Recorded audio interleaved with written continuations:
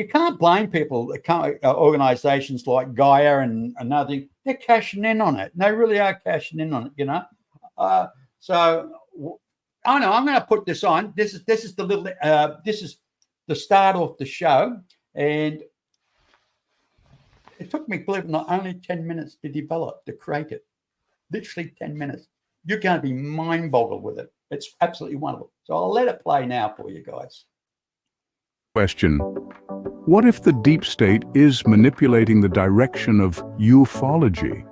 Intriguing, isn't it? Today we're going to delve into the world of ufology, a realm that is as mystifying as it is controversial. Ufology, to the uninitiated, is the study of unidentified flying objects, UFOs.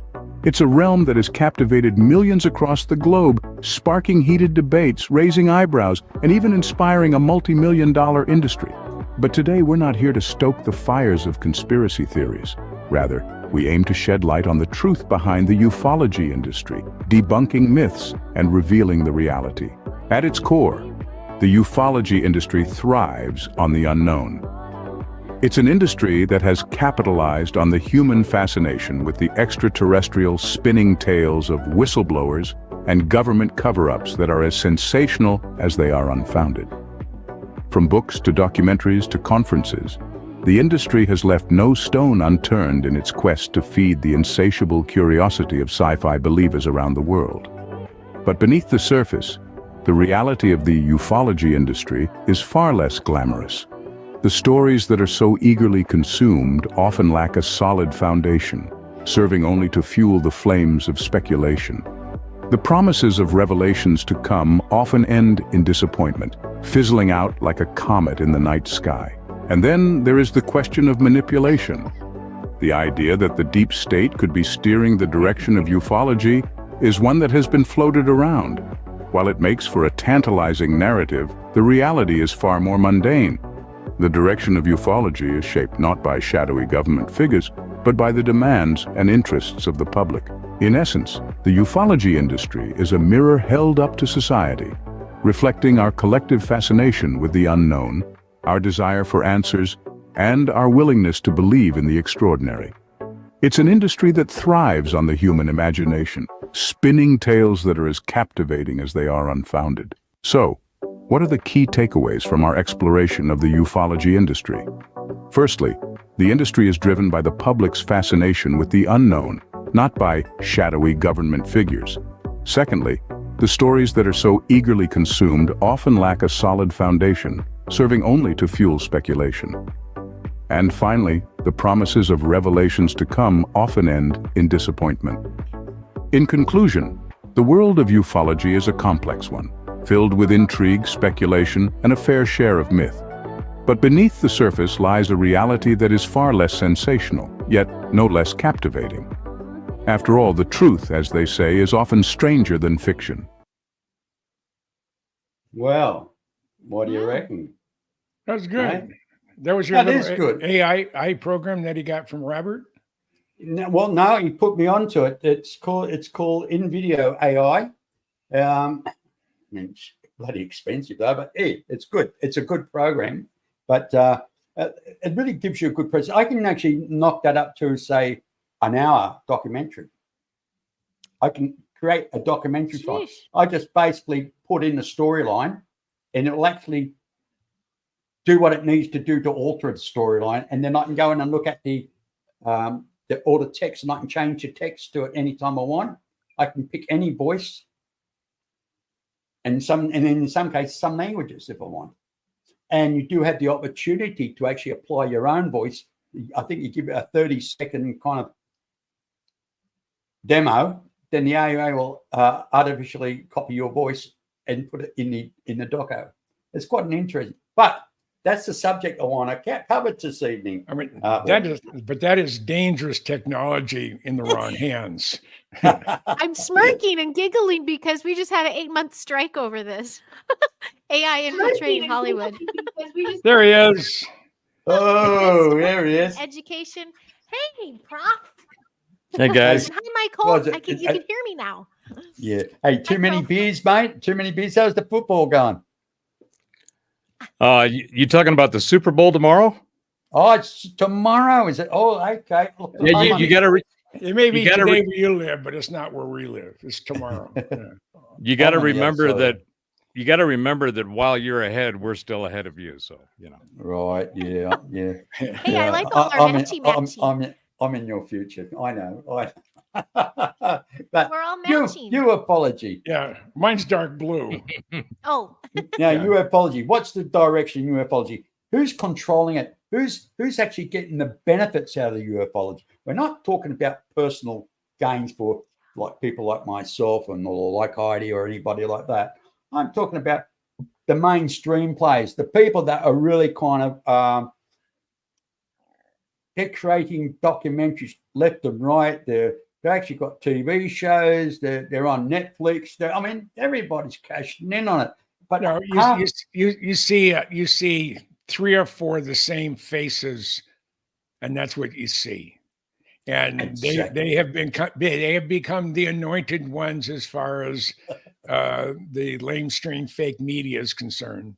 Yeah, and it's So like, yeah, I agree. And for years, and literally for years, you've got people like the New York Times and CBS and all the big networks won't touch it. Taboo. They got paid off. They have censored. They're not allowed to do this. And all of a sudden, we've got these 2 knights in shining armor. One in 2017 came out. Luis Salazar. I believe he's a nice bloke, but at the end of the day, he's still a government man, and I don't. You don't have a career like he had in the Pentagon. He would have been scrutinized before they put him in the job in the first place, psychologically and security-wise. I mean, they would have ticked the I's and bloody crossed the T's before they put him in that ATIC job for a start. And he just doesn't walk out. Now, so all of a sudden, overnight, he walks out. And then you've got everybody posting tic-tac UFOs. And it's like, where's all this so-called security going? And with all the whistleblowers and all this kind of people kind of just coming out with, what's the word I'm looking for? Coming out with all this, what they call whistleblower stuff. And they're talking about this and talking about, well, I think there's a major problem with the national security of the military. Because why aren't they patching up these holes where all the leaks are coming out? It's like they're deliberately letting this stuff come out. And my personal opinion, and this all I said, it's only my personal opinion, and a lot of people may disagree. I honestly believe they've been put in this position to lead us into a different direction. And I don't think it's a direction where we're going to get what we want. They're going to give us what they think we should know. When it comes down to anything important, you can guarantee each page they turn over is classified. It's classified. They've already shown it already at the at Congress. You know, they had these meetings, and they come out and they won't talk about it because it's classified. Well, what's it all about? What's it about? They're wasting taxpayers' money to put on a show which nothing's really happening. Nothing's happening at all. Yeah. Every time they say, "Oh, it's going to happen next meeting. It's all going to come out." Nothing will come out, and I guarantee you, we'll be talking about 7 years time. I guarantee it. I will turn around and say, "Well, now it's been 14 years since Luis Salazar come out, and we've still got nowhere with it." And I tell you, that's how it's going to. That's my personal opinion. But I like your guys' opinion on this. What do you think on this, Heidi? Ladies first. All right, welcome to the show, Eric. Harry, am I there? No, Eric Mitchell's there came on just to say hello, but his camera's playing up. Oh, Hey, I heard Mr. his B. audio. Yeah. Yeah, there you go, Eric. Anyway, Hey, look, okay, Alexa, I'll just put it to Heidi. I sorry about that, That's Heidi. okay. You can Eric. Well, Can go. we'll get back to Eric in a minute. Oh, You can wait, Eric. hi,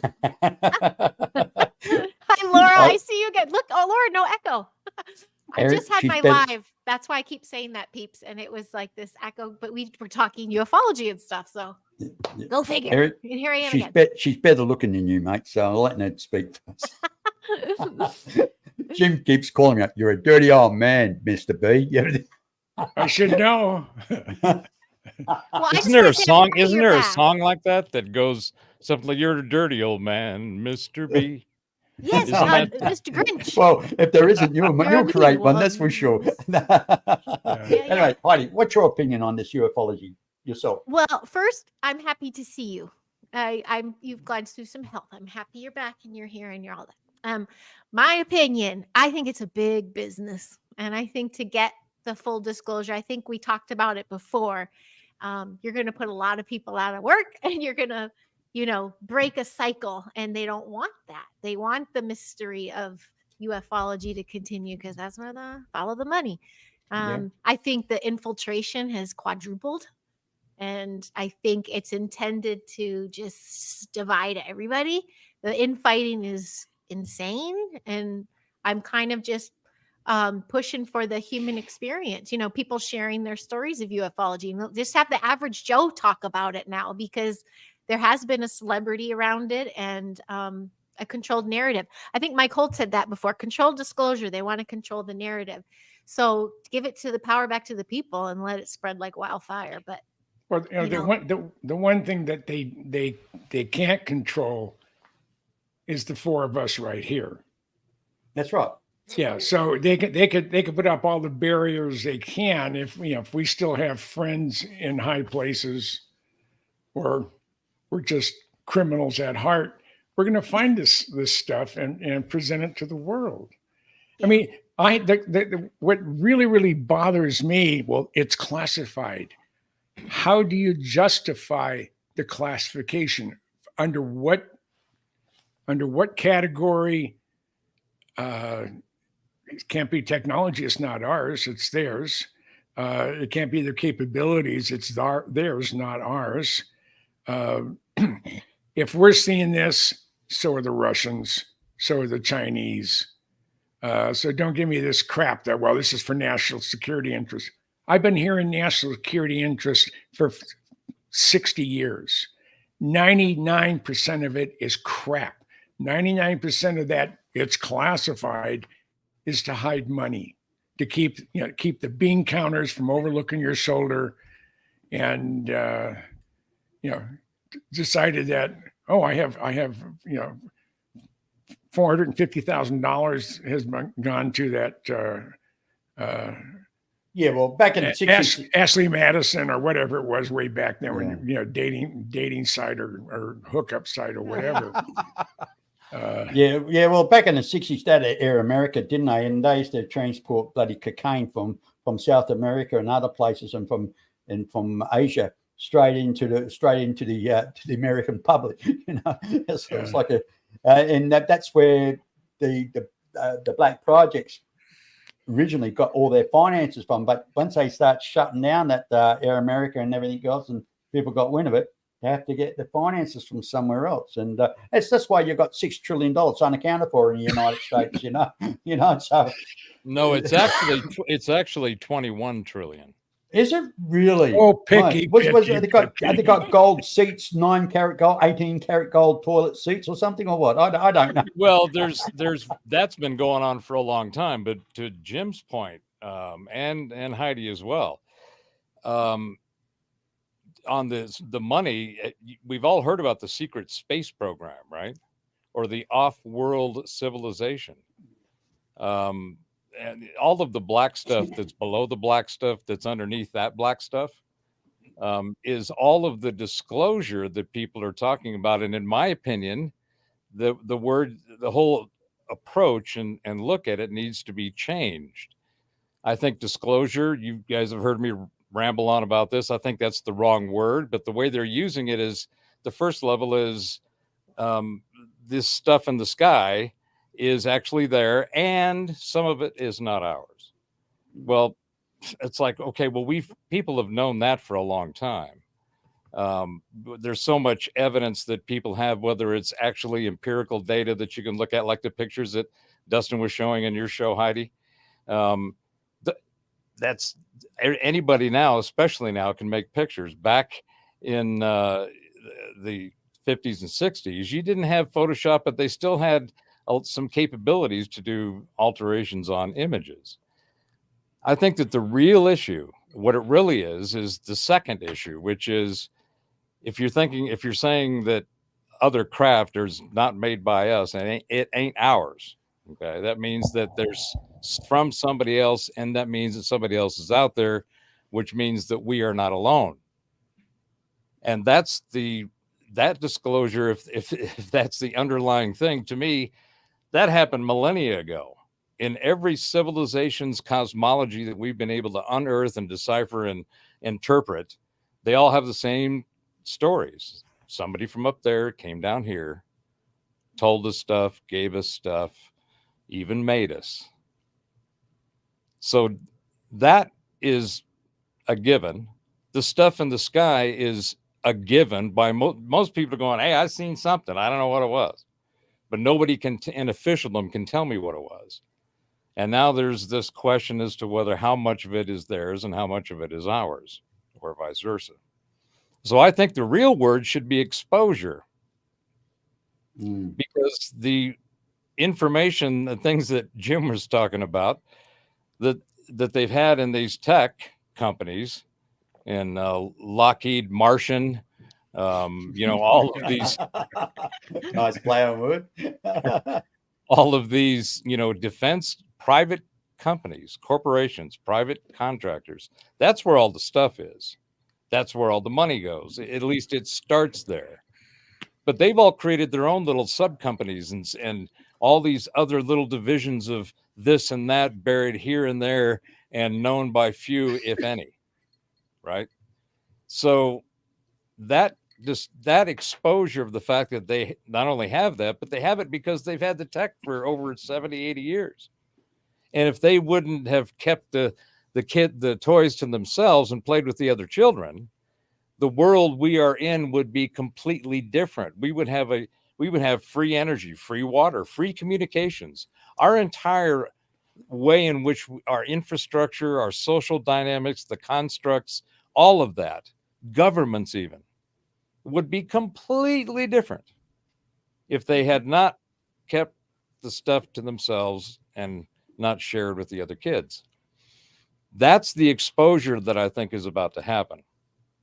When people realize that these guys have been holding on to this stuff for that many decades, and they realize that the power, the transformative power that it would have had on our society, most of it being actually, even though we're on Tesla tech right now, the other Tesla tech is the stuff that they've been holding on to that would be a part of this transformation. Free energy. Well, listen, just let me present something here, which I created yesterday, and it'll give us a bit more food for thought to talk about. Just hold on a sec. You need more to talk about than what I just said? Yourselves for a thrilling journey with Mr. B and friends on Truth Seekers. In today's episode, we'll delve into some burning questions. Why, you ask? It's high time we put the world's governments under scrutiny. We're asking the big, bold questions about the UAP phenomenon, or Unidentified Aerial Phenomena if you're not into acronyms. Are our leaders hiding something? The plot thickens as we ponder if a secret space program has been in operation since 1947. It's a question that lingers unanswered in the minds of many. Is it a truth too shocking to handle, or just another conspiracy theory? Join us as we unravel the mysteries that have been kept under wraps for far too long. Remember, the truth is out there and we're on a relentless pursuit to find it. Stay curious and keep seeking with Truth Seekers. Well, how about that? That's like a bit of a kind of pun for the show. Fancy yeah, but pants. still, it's like the government themselves, they manipulate it. I mean, I believe they've got down UFOs. I honestly believe that. And I believe Roswell was real. And unfortunately, when things go to Congress, they've left it a door wide open to 1,000 questions.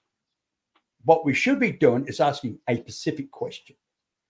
We want a specific answer. Yes or no. We want the truth.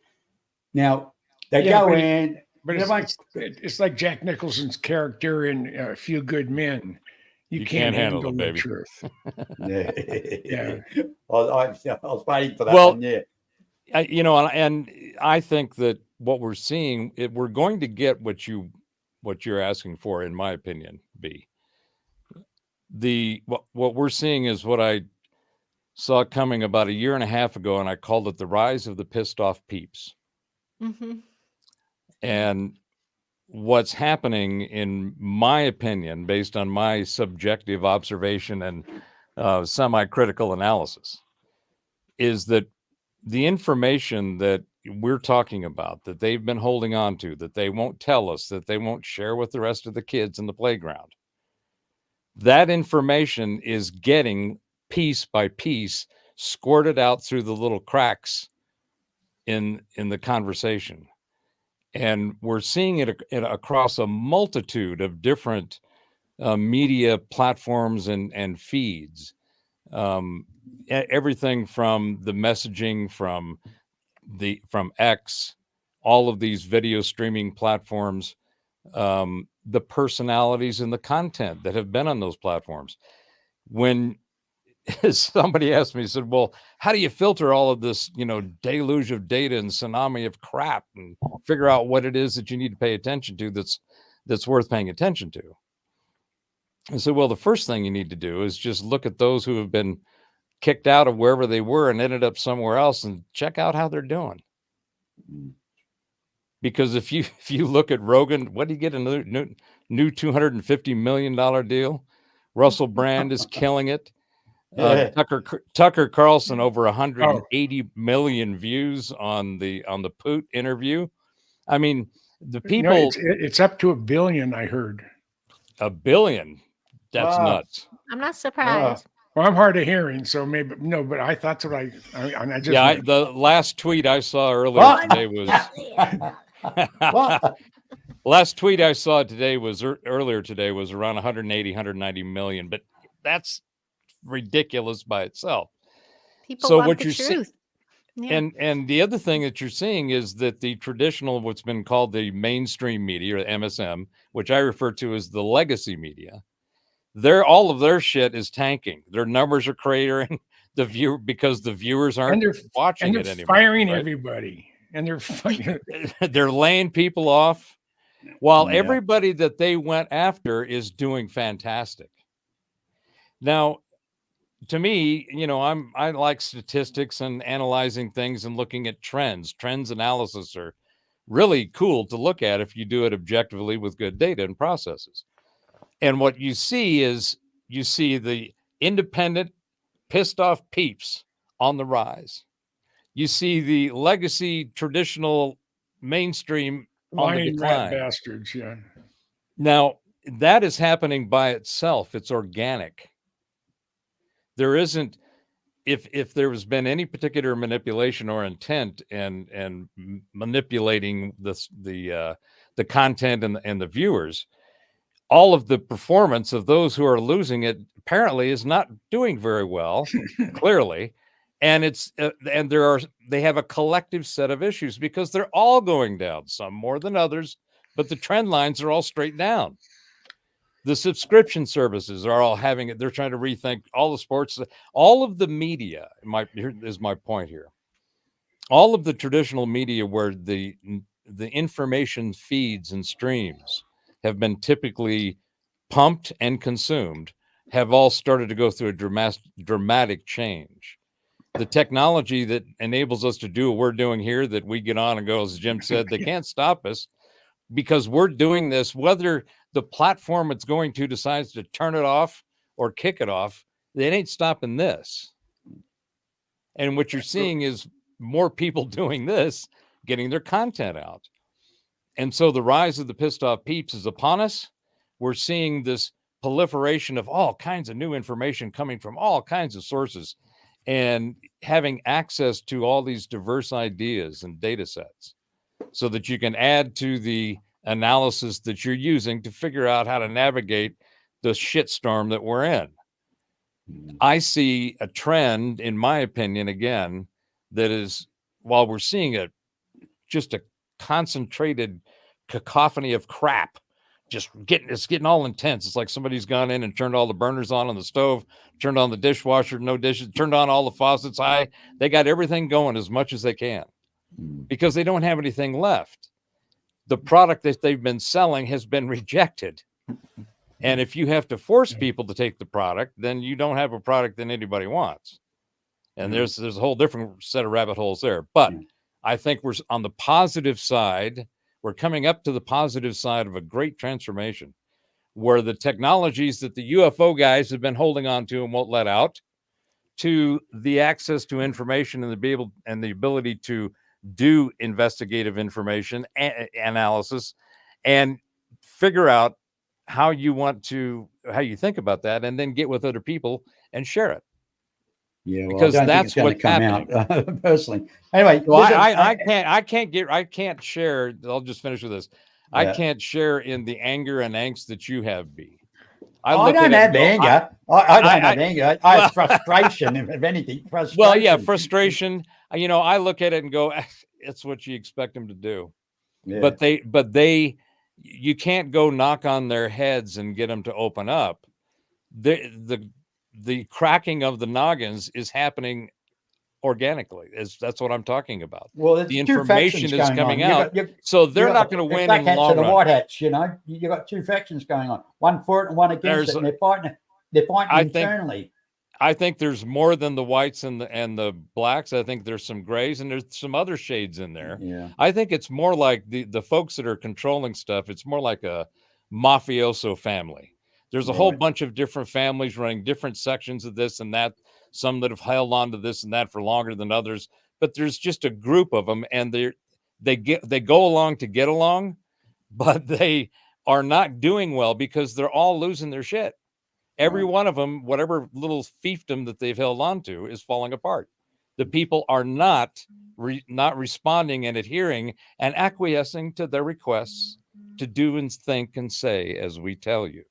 That's just not cutting it anymore, because the peeps have finally got it. So we're winning. You just have to be patient.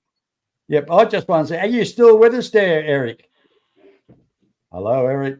Come in. Oh, he's there. Hey, B, how are you? Underwater. Yeah, he's having IT problems. His camera's not working. So, and anyway, Jim, you know Eric. Yeah. Yep. From Antarctica. No.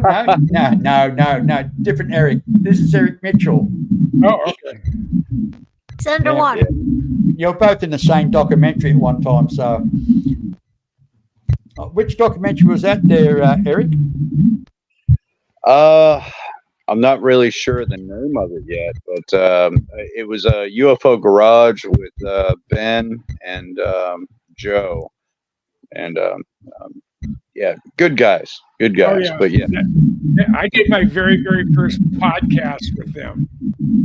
Yeah, that's they're doing a documentary about me, and you were actually in it. It's not premiered yet, but yeah, I've been waiting a year and a half for it.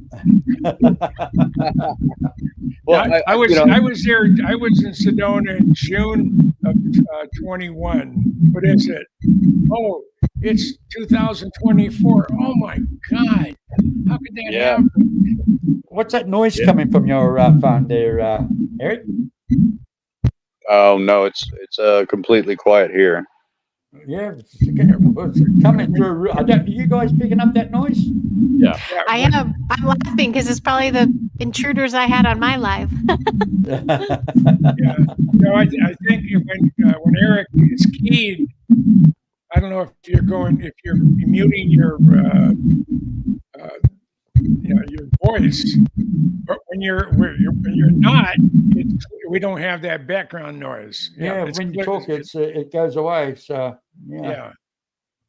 So whatever you're doing, just he's put it on mute now until he talks. So It's what's cute, your though. opinion? So what's your opinion of all this? The direction of ufology there, Eric? He doesn't know. He's got to right? unmute now. Oh, there he is. Yeah, that's a loaded question. First and foremost, I did not believe in UFOs at all. I thought it was something for crazy people. In 2013, I was a single father, and these objects were coming into my yard, and scaring the hell out of everybody. The DOD got involved, MUFON got involved, and it took my simple life away from me. So I was kind of brought in a very particular way where I didn't know anything about this stuff. I didn't know anything about ufology. So my lead investigator sent me to Dolores Cannon's conference in northern Arkansas, and that was my first way of being exposed to this industry. So the only way I can do this is to tell you how I was particularly, walked into this thing. So it was ugly. It was really ugly. I was naive. I thought everyone was going to be like me. And come to find out, it's an industry. It's about money. It's about finger pointing. It's about, how to get ahead, how to knock other people down. And I was mortified. I absolutely, am completely a different person now. I mean, I've learned a lot.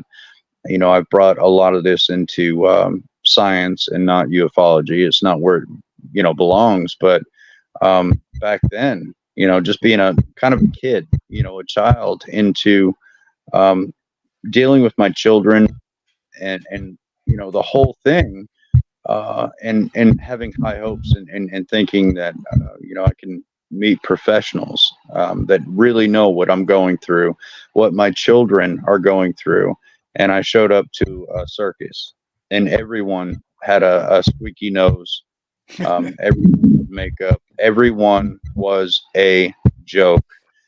So that was my first inception into it. But I've had a lot of trouble, even since. But I got with a man by the name of Dr. Edgar Mitchell and Ray Hernandez, and we started the first comprehensive study into experiencers in the world, for the very first time.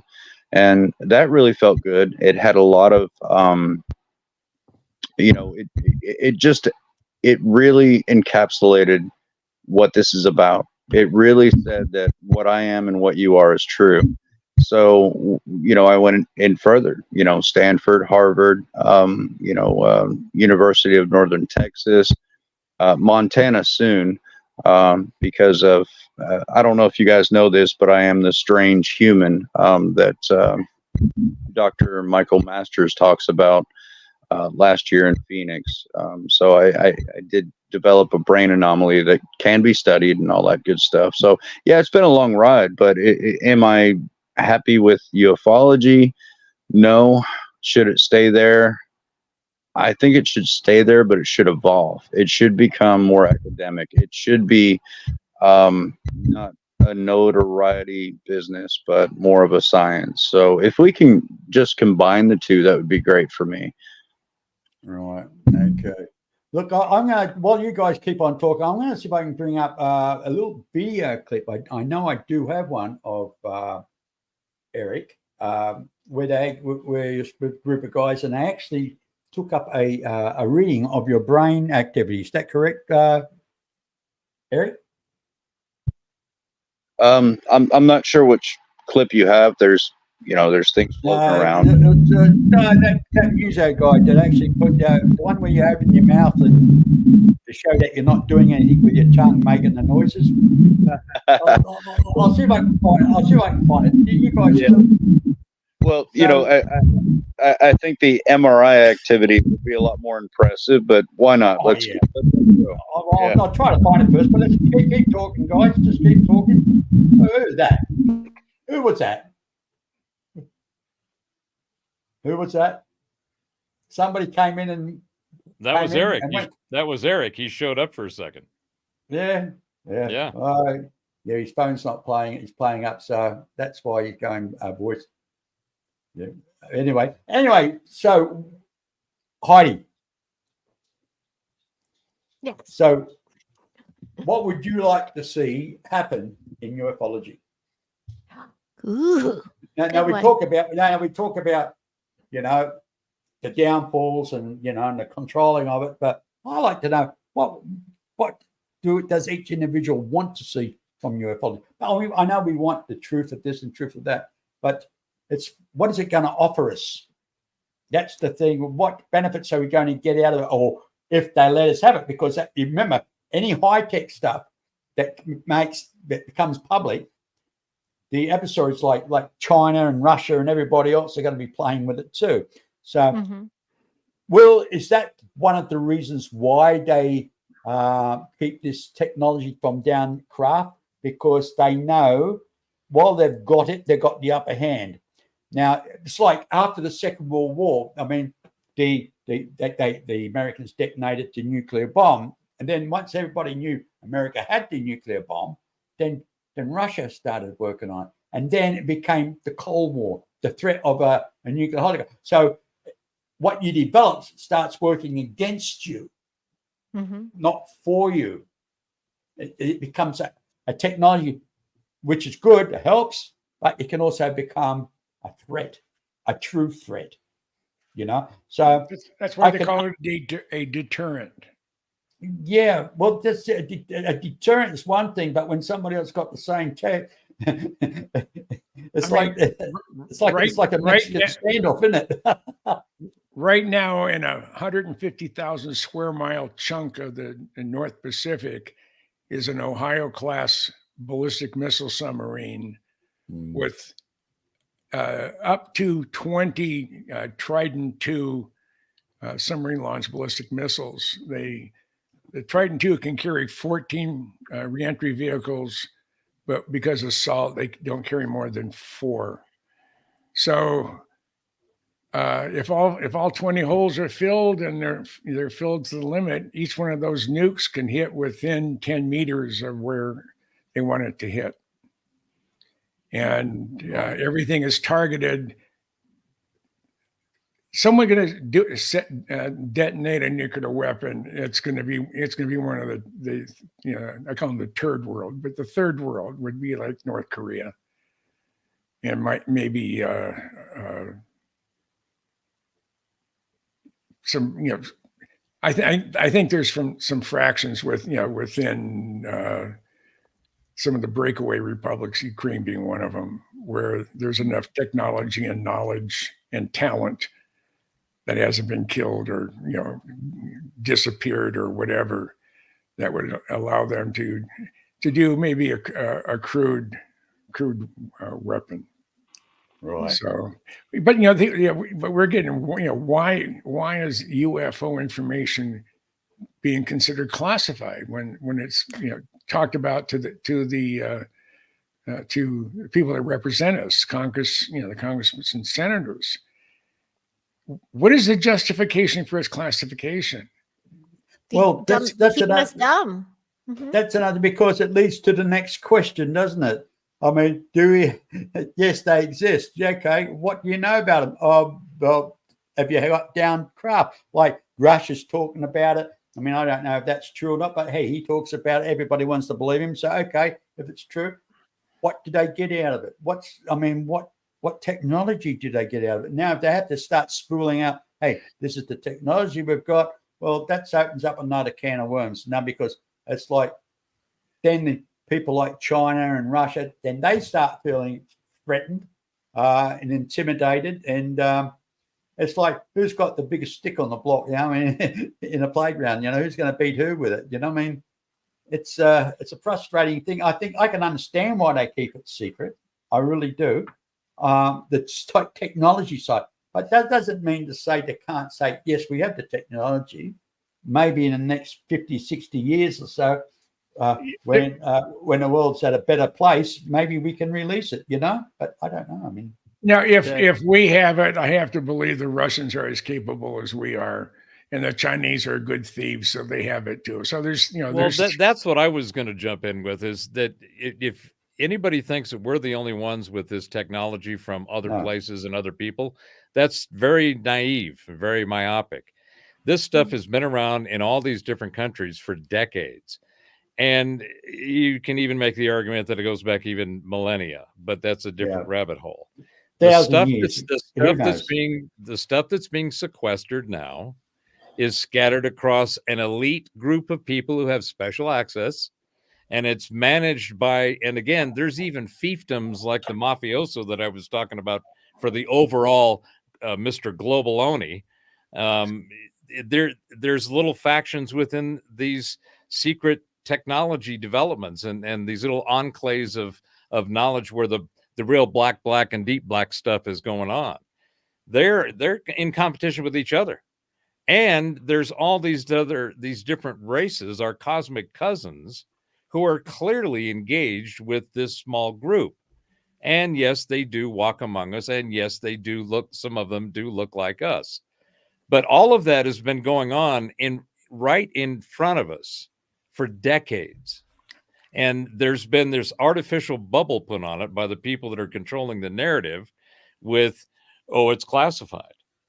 It's classified. You can't know that because it's not safe to let it out into the world. It's like, okay, well, there's so much of it out there now that the classification, as Jim keeps bringing up, is highly questionable. Some of it doesn't need to be it's classified. Some of it probably does, depending on how, if they've got teleportation, which some say they do, if they've got a base on Mars and actually a civilization on Mars, which seems pretty likely. I mean, there's all kinds of stuff that has come out now that has, at least if you look at it from does it pass the really test? There's all of that, all of what they're doing at that level is pretty much known. So I think that's going to be the first part of the disclosure of, which I'm calling the exposure of the stuff they've been hiding. So this stuff's going to have to come out. But you were saying what technology, what difference would it make? The three most important ones: free energy, free water, and free communications. You let just those three out. Keep the rays and the dews and all that stuff to yourself. Give us the free energy, the free water, and the free communication. I totally agree with it. But I totally agree with it. I mean, look, they got everybody's doting on all this Tesla cars and all this green energy. But hydrogen's the way to go, and really is. Yeah, hydrogen and BMW is doing that now. Yeah, they're going to release. They're supposed to release their first hydrogen cars next year. Anyway, listen, I'm going to play the video of Eric Mitchell's little video clip that I have of him, where you can actually get the brain readings on the oscilloscope. I think it's oscilloscope. Anyway, I'll play it for you now. I was thinking, like, sanctificate. Like, if anybody were to try to debunk this, what would they think? So I tried to put myself in that kind of frame of mind. Microphone. So I'm thinking, because it sounds so tactile. I was thinking is he grinding his teeth? So I tried that. It is in the same hertz level, but it's like your teeth would have to be super long to make that long of a noise, and it's very consistent. It's like the same. Let's do it with my mouth open. And we shall. Yes. All right, let's do that. Yes. It may look funny, but I like the way you think. Anything that we can rule out on camera, let's rule it out. And I appreciate that, guys. I probably wouldn't have thought about grinding my teeth. But it also didn't work like the grinding teeth. Right. Well, don't ruin your enamel over there. We're rolling over there? Yes. All right. Whenever you're ready. Okay.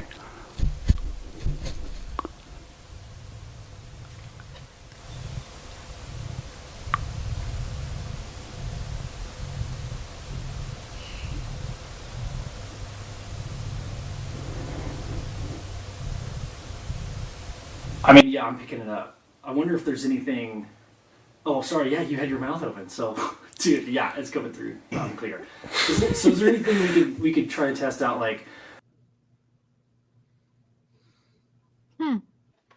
You're muted, B. Eric was. Or was that neutered? Was it muted or neutered? Never mind. Both, but well, his wife's out of town for a month, so he's he was neutered before she left. Oh yeah. Yeah, right. Okay, mate. I was muted bloody years ago. Hey, that's only a memory now. but Eric was actually counting in his mind. 1, 2, 3, and so that's what you're actually picking up. He's not saying it, he's actually thinking it, and that's what the oscilloscope is actually picking up. So just like you know that, I'll continue.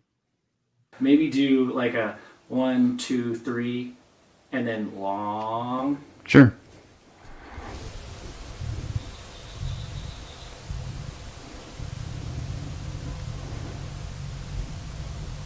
Yeah. And he's still holding it.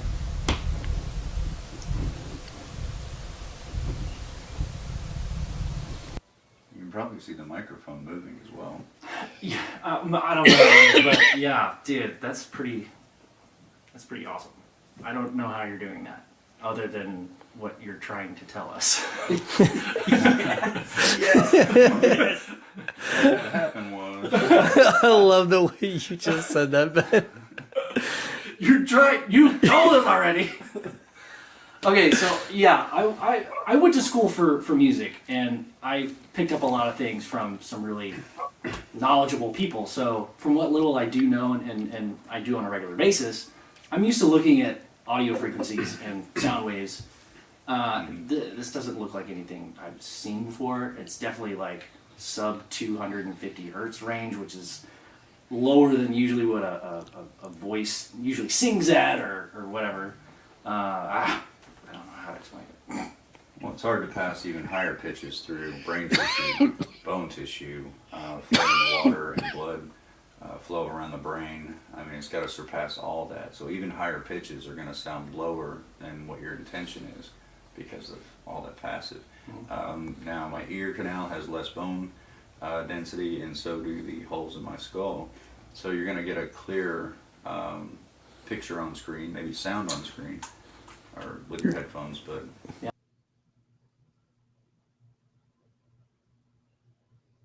You're muted, B.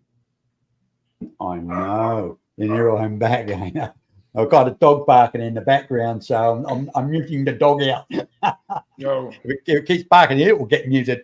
Oh, muted.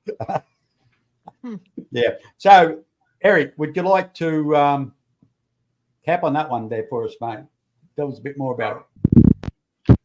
Well, it's a bit of a mouthful. I started to email a man by the name of Gary Nolan at Stanford University about anomaly. I eventually started working with people at Harvard University. I do apologize. I am tired. But brain anomaly, if you look into it, you'll be able to find a lot of scientific literature. It's not woo-woo. It's very incredible, but it's not woo-woo at all. I mean, it's scientifically well understood. It seems what I personally deal with, every day, is something that not a lot of people can understand. But it is what it is. It's not trickery. There's no fakery. I don't try to chase clout or be popular or anything like that. But experience. Eric, I've got a question for you. Have you ever tried doing any voice analysis or voice print? Any bioenergetics? What I can do with my brain is way more what I can do with my voice. I mean, my voice is limited, speech is limited, but when it comes to vibration. Yeah, I understand that, but the technology that's out there now, the Genius app is quite fascinating and worth looking into. And I've been in sound and engineering for 25 or 30 years now. And so I understand what he was doing, and I was looking at it. I'd like to see a richer waveform than what he was able to show on that small screen and really analyze the hertz. But if voice print technology can basically, the frequencies coming from your voice can give indications throughout your entire system, even to the auras. And if this is what's going on up in your brain, it should pick it up in some way and give some kind of telemetry that you can look at and go, you know, it's different than the waveform that he's recording audibly. It'll get it electromagnetically is what I'm saying. So that might be worth checking into to see what the readings come back with. Well, I would love your help. I would love anyone's help. You know, obviously, I've got a lot of PhDs involved. So free mind is important when it comes to something like this. I mean, it's hard to be just some guy roaming around in the world, you know, and not having, you know, answers and everything like that. But, yeah, I do aspire to scientists. Every given particular mind that would endure looking into it, I think that would be great. So if you can help me in any way, I would appreciate it.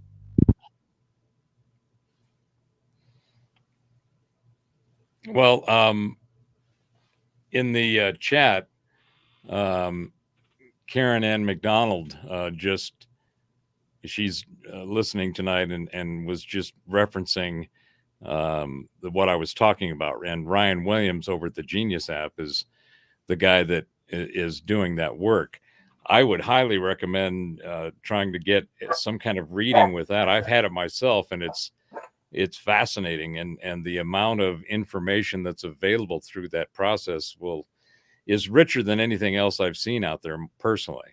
And I left the allopathic PhD MD world about 30 years ago and have been straight into energy and frequencies and working with the modalities of the energy systems of the body and the mind. So Ryan, the Genius app, I think would be a great place for you to go take a look at, and Karen I know can hook you up with them. Well, I certainly have my struggles. I mean, the average EEG is around 7.38 hertz, and the average experiencer is 30 hertz. I mean, you know, they'll show that people are having an electromagnetic effect with an electromagnetic intelligence. And I really wish that somebody would write that on the wall so we can get over it. But my last EEG on purpose was 1,590 hertz, and they asked me to do that. So, you know, I'm not one of those popular people or chasing clout or anything like that. My chasing is trying to find the truth. But it seems to be that stories are more important.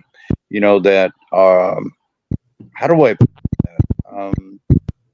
Entertainment minds are more important than entertainment truth. You know, people love entertainment so much. We're being bought and sold so often that we forget about what truth is. When truth goes up, people negate the fact that it affects them or should affect them or should be a part of them, because we have so much entertainment in our society that X-Men are cool, but real men are nothing.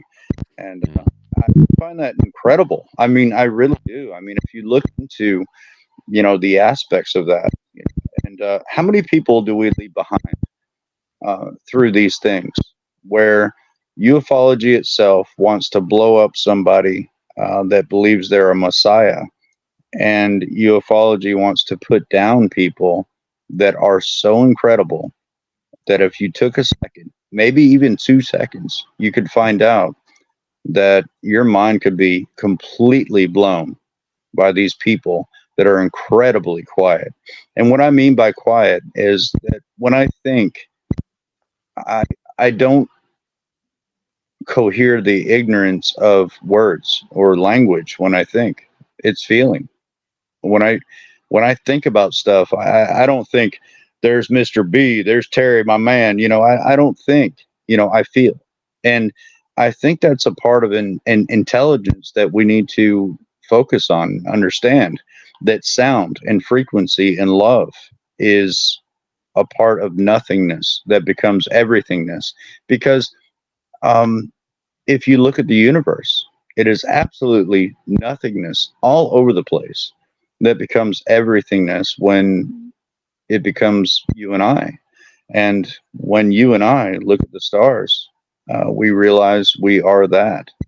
I think that's something special. maybe I sound too profound or like a crazy person, but you know, it's. No, you're not crazy at all, Eric. You're actually not only normal, you're, you know, maybe a little on the super normal.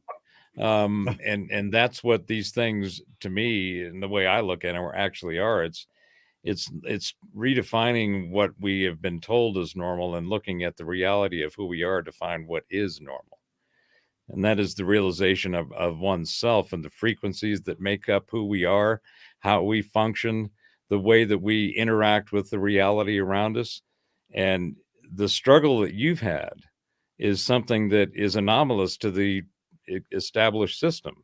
That's why you've had, in my opinion, so many different individuals, practitioners, experts, and MDs and EIEIOs, I'm sure, trying to sort out what this is and what to make of it. But there's a lot more information outside of the establishment realm. The current orthodoxy is a very limited set of information and perspective. But when you look at things like biofeedback, the things that Karen, who put in the chat, I highly recommend you get in touch with her. I'm going to be actually doing a show with her on energies and frequencies and ancient healing and modern technology here in soon.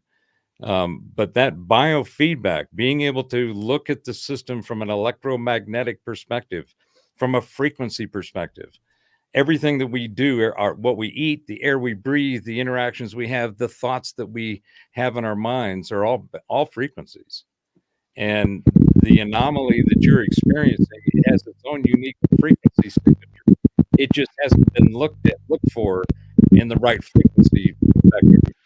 In my if you don't mind me asking, Eric, if you don't mind me asking, that doctor you're actually talking to, you got right in his face. He actually heard you talk to him without saying a word. Is that correct? Yeah, his name is Michael P. Masters, PhD. Yeah, he did. Because I saw a video clip of him talking about you, and he says you virtually had your knee in his groin. You got right in his face, and he actually picked up your voice without you talking, saying a word, like a mental telepathy. Yes, he did. Yes, he did. Wow. You know, I'm kind of a private person, but yes, Terry, he did. And that was not his crotch. It was his thigh. And that's what he said. But he said it was crutch. Okay, I'll take your word for it. No, regards to his wife. Yes. Yeah, he said he felt uncomfortable. You got that close to him. That's what he was getting on about. But he said, but he heard you talk without you saying a word.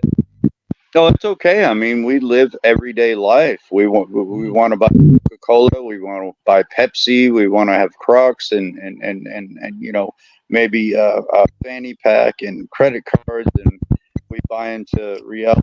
Fanny pack. Do all these things. You know, we just do all these facade ideas called distractions. As a matter of fact, you actually work overtime to buy distractions. And I think it's kind of maybe a little bit foolish. It's a self-preservation type of way of living.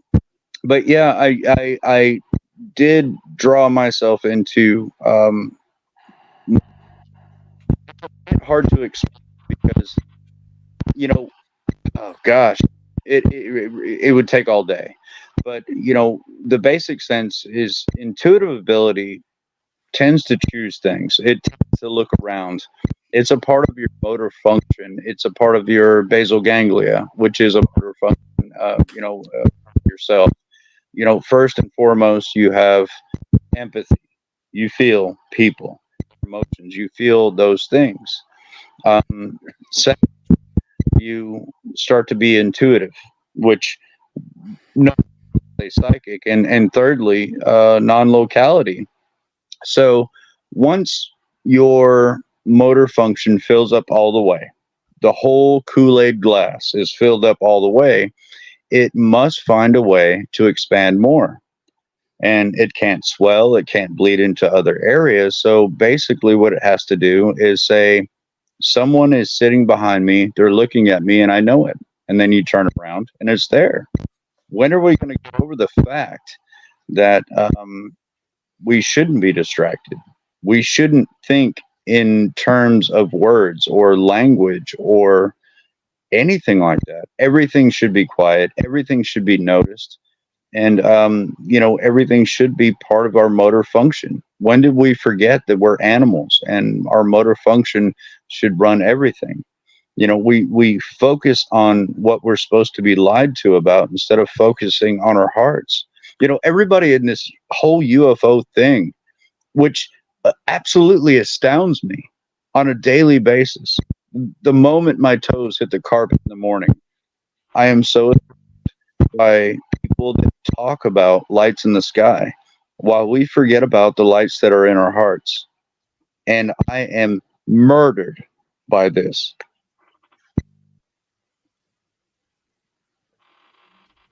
Wow. I'm just cheering you. I had to unmute to go, yes. I mean, My dog was going crazy. I'm actually lost for words there.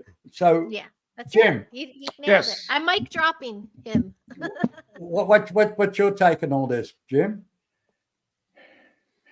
We're talking about frequencies. That's what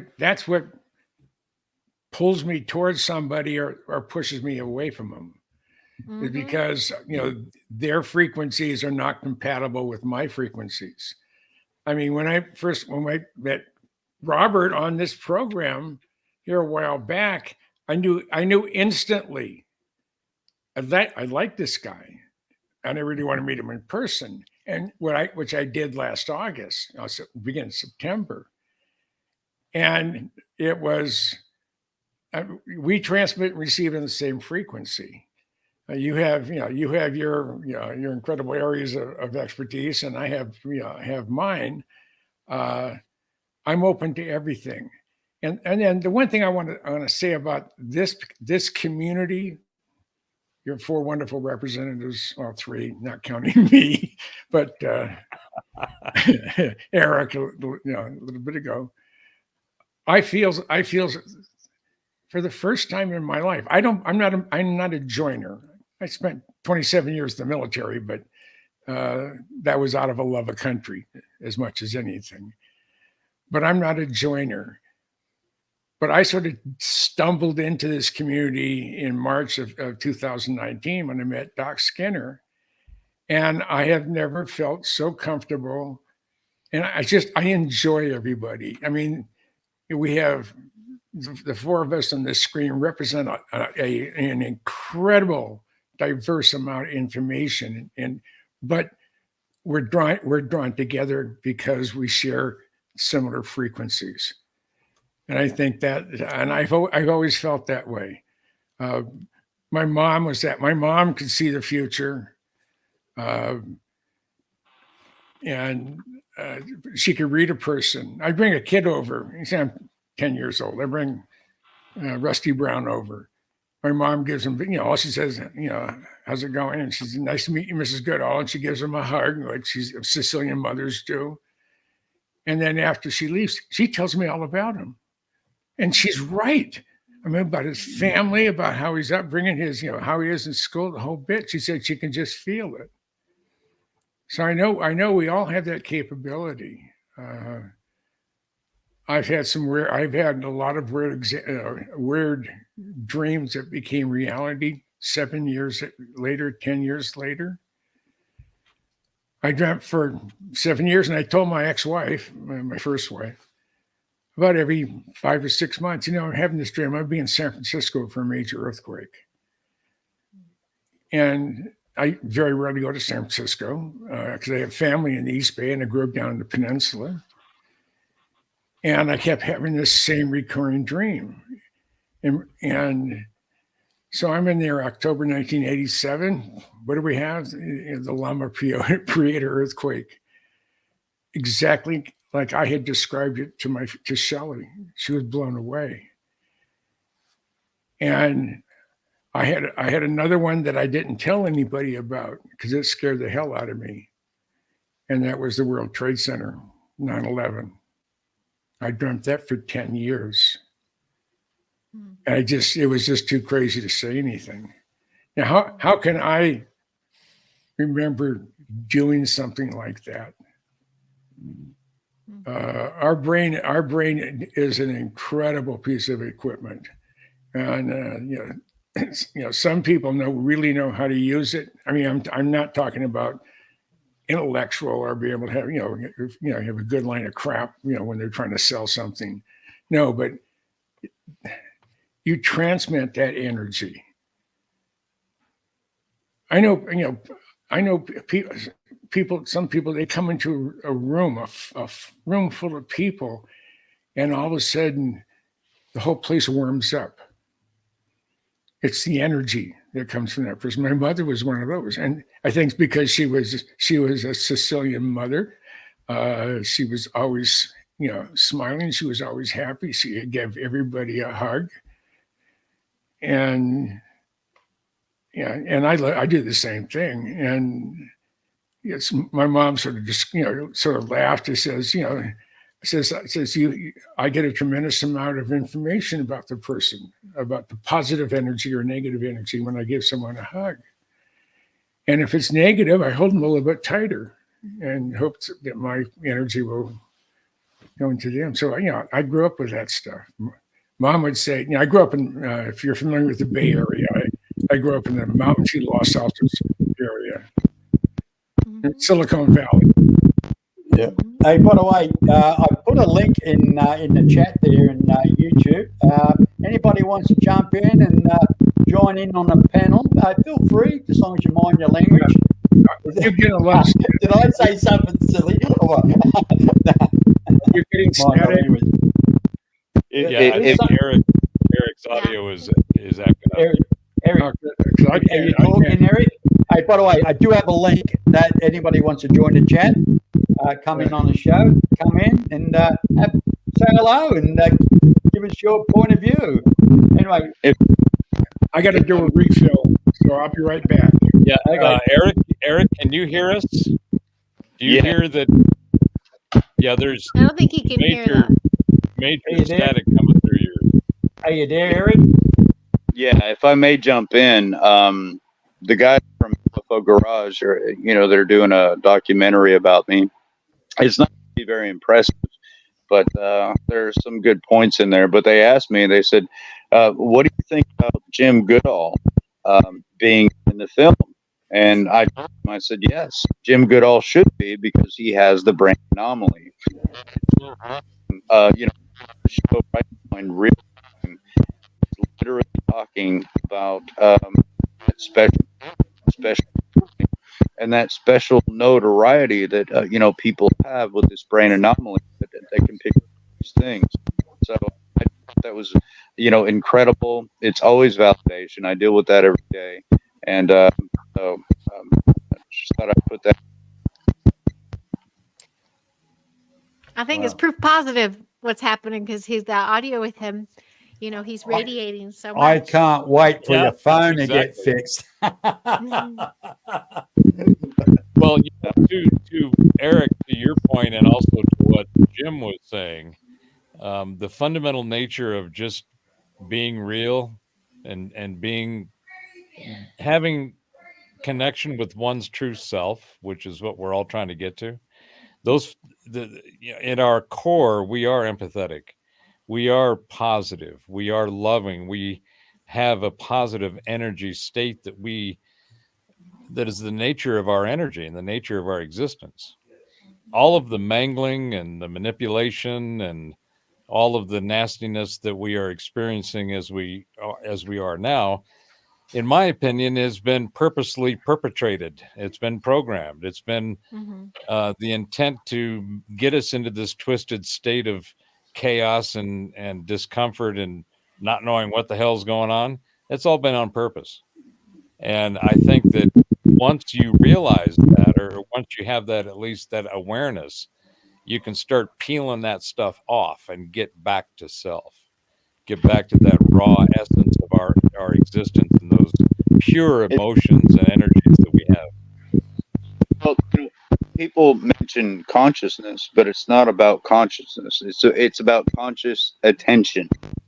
Conscious is that we are fooling ourselves with the idea that something is directly in front of us.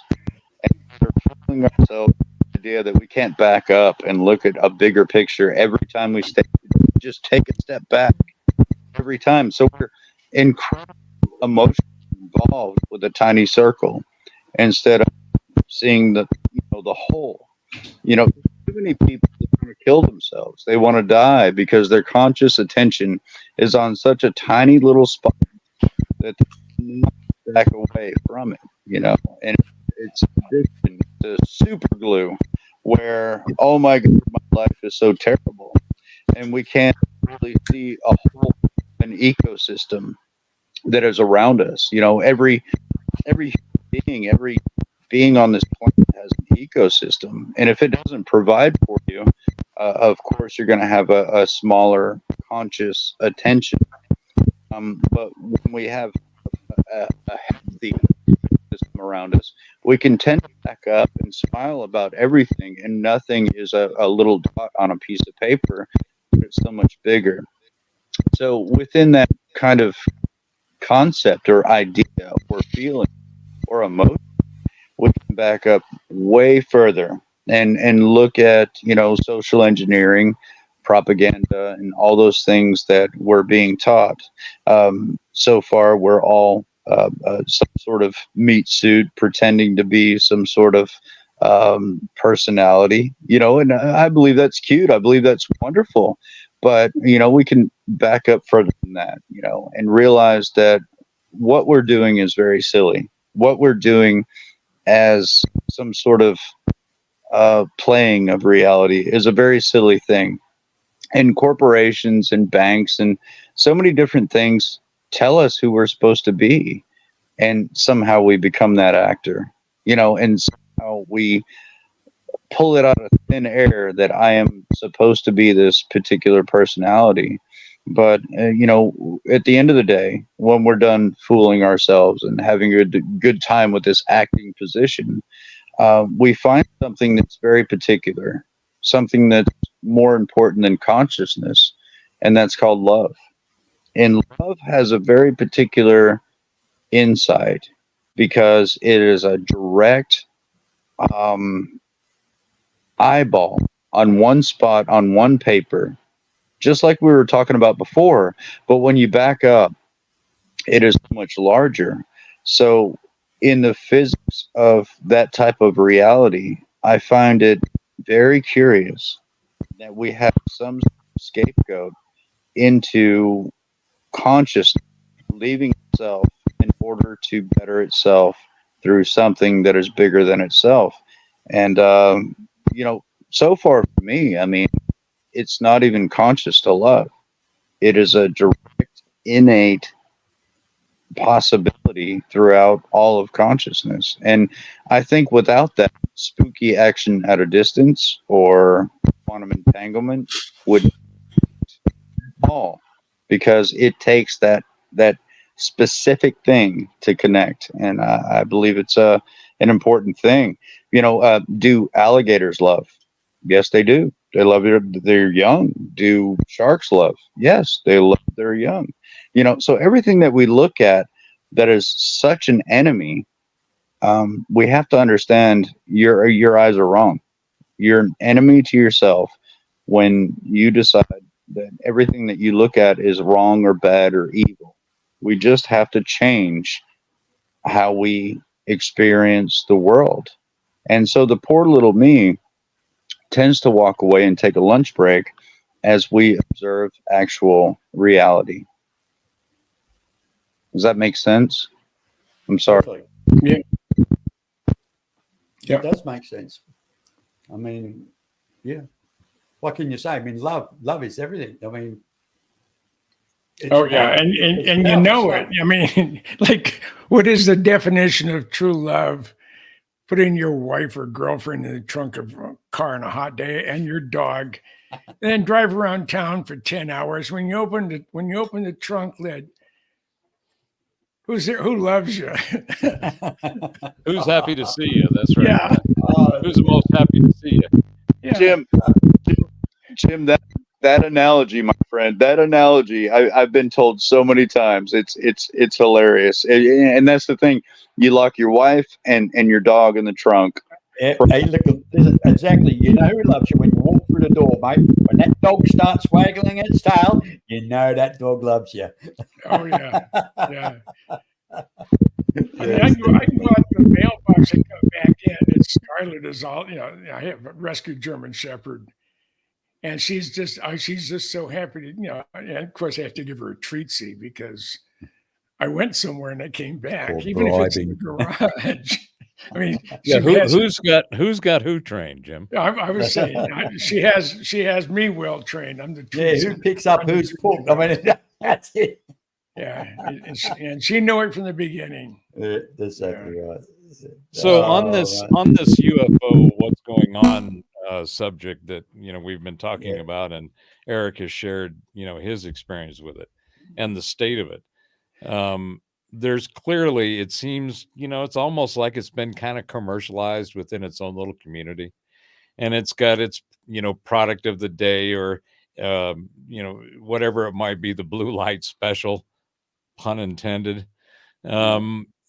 There's that level of it, and it's unfortunate because, like the stuff that I was mentioning about Eric's perspective and where he's at, that all of that to me is the programming of the narrative, which is designed to program the mind, and so it puts people into these identities and these categories and classifications and groups of different groups that have a common characteristic.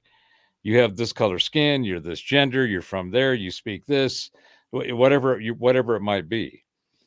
And there's been a lot of purposely focused manipulation of all of that to cause a lot of the confusion, and which overlays the fundamentals that you're talking about: love, empathy, having desire, having being able to sense and feel proclivities and preferences, and the things which are nothing more than the things you resonate with. That's what you attract to. And if you've got a bunch of stuff in the way that's been put there on purpose to deflect you somewhere else, it's hard to get to that which you really desire, and which really is the expression of who you are. Us as humans, we all have all these different resonances and frequencies that we're made of that we attract to. That's why Jim is attracted to me, and I have to admit, I get a man crush on him too. Now, Jim, what I also find, the very few that the 1%ers that rule what they think they rule, they do at the moment, I suppose, but they have no kind of conscience about, let's start another war. We'll send somebody else's children in to fight it while we sit back on our backsides in the office and we'll drink our champagne and say, what's the statistics today? I mean, let's put it this way: the Chinese people themselves, they're pretty nice people. I mean, the average person in China probably just wants to go to work, come home, love their family, feed their kids, and do everyday things like we do. In the same beat in their America, wife. in the same in Australia. I mean, we don't go and think about let's go to war. It's the few in politics with their political agendas that creates this conflict, and we're only talking about the few. I mean, it's like, let's put it, 3,000 politicians in America will turn around and says, okay, we'll have a vote on this bit. We're going to send troops in. They're not going in the fight. I tell you now, if let's go back about 300 or 400 years ago, the king or whoever leads the country has to lead his troops. You're going to go in a battle. You go in first, and I'll follow you. I mean, that's how it was. Today, they hide in their the Oval Office. You know what I mean? With an elevator there, they can go straight down to a nuclear fallout shelter if any goes sour. But that's not just in America. That's in Australia. That's also in China. I mean, the Chinese people don't want war. It's the ones that are ruling, the 1%ers up top there that are controlling the masses.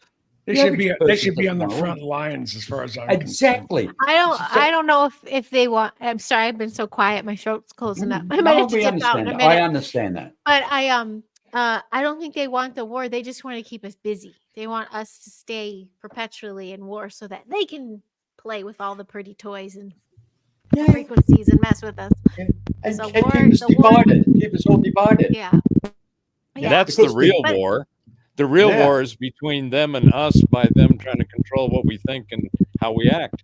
If they win that, then they don't have to have a war. They got everybody marching to the whatever the request that they're asking. They'll either throw it in. It's either religious or it's racial. I mean, they'll throw something to spanner in. Cookie cutter is what it is. Turn brothers against brother and sisters against each other. You know, because if everybody stood up united, well, I tell you something, there would be hell to play because we would win. Are you on, Eric? Yeah. You got. There's a lot of noise coming through there. I apologize. It's quiet here, but one thing I wanted to note and say is that the only way anyone can control you is through your thought. Mm-hmm. So if your thoughts are not in English or Tagalog from Philippines or Russian, Tagalog. Yeah. Support the Philippines, but so there's so many different languages, and so many ways to think. So let's confuse ourselves for a moment. Let's throw ourselves off really, really bad. What language, what religion makes you right when it comes to your thoughts? What the hell's going on? What are you doing to your brain? And I call it the gotta monster. I got to get coffee. I got to pay the bills. I got to do this. I got to do that. And gotta drive yourself insane. And actually call that yourself. Think about that, guys. I'm actually going to call that myself. I'm a gotta monster. I have to bother my brain all the time. What happens if I bother my toe all the time? What happens if I bother my left arm all the time? What the hell are you doing bothering your brain all the time? And on top of that, with a made-up language. A made-up language. Are you serious? Are you really doing that? With a made-up language, you're going to do that. So, my thing, when I first started going through the process, or whatever the hell it is I went through, they call it savant syndrome. The first thing was shut up. Just shut up. Shut up the gotta monster. Whatever language I want to talk to myself with, do not bother your brain. I don't bother my arm. I don't bother my toes. I don't bother my body. Why do I bother my brain with all kinds of silly things? So when you learn to think, and I believe properly, it sounds like that. And when it sounds like that, and when it feels like that, there's no language telling you that you're ugly, that you're fat, that you're stupid, that you're wrong. I can walk straight up to an oak tree right now, pull open a page from Oak Tree magazine, and say, why aren't you as beautiful as this oak tree? Why don't you have those big knots like these oak trees I see? Come on, guys. I say that every time I look in the mirror. Sorry about that. But and you know what, Mr. You're married to a Filipino, so you understand, that they see things differently. That women see things very differently, than American people do, or Australian people do. The work that I've done working with experiencers, people that are suicidal, that want to fall apart because their worldview is completely destroyed, because they realize that we're not alone, that there's a higher intelligence things going on. So it really does break down. I've worked with thousands of people all over the world, and so I've seen it. I've literally seen it. I've every culture, every food, and every lifestyle, and it really made me understand how foolish I am as an American spoiled person, to understand reality of the totality. We are so selfish that we don't understand the rest of the world. We're hyper focused on our spoiled asses, but the thing is, that we are told, constantly told, by first and foremost the gotta monster in our minds. You gotta. But you know what? We have a government that says you gotta. Everything says you gotta. Leave it alone, and you'll become bigger, become stronger. I'm not talking about it's going to become easier. It's going to become harder. And when it becomes harder, you understand that you're stronger. And when you understand that you're stronger, you can love more. And when you know that you can absolutely undergo that, absolutely undergo the understanding of love, nothing can stand in your way. And you look in the mirror one day and you decide and you understand the absolute ridiculousness of things that absolutely do not stand in your way anymore. And you become something that no one understands. You become alone, but you become something and change something. And that is something you can hold on to, because it is truly what you really are behind all those lies. Can I piggyback on Eric a little bit? I'm going to dip out in a second, so I just want to share a thought really quick. Oops. Oh, there it goes. The frequency and the, talking without the language and everything Eric's speaking of, it just made me flash to motherhood. And, your form of communication with your baby's your eyes and your feeling. Like that's how you communicate with your baby and your child and animals and plants. And I've literally watched plants shift. I'm not talking to them, but I'm radiating something different, and I'm giving I'm talking to them here. And then the kids in the classroom, I teach them to talk here without saying a word, and the energy does the work for you. There was also something really cool we just did about, my son, he just dipped in on a live I did the other day. And we're talking about the microphone, and I'm like, picture the waves going into the thing.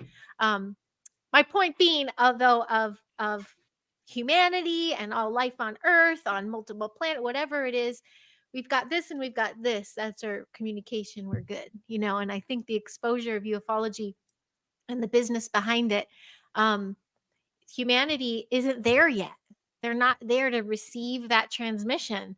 They're still, like he says, stuck in the gotcha brain, or got to do this, or they're still programmed. So I pray that I may be a grandma or great grandma one day, and I can see this more humanity be so receptive to these frequencies and like chime in and do their bit, because just we're the population here that are going to disclose anything by showing that we can commune with anyone and everything and shift it.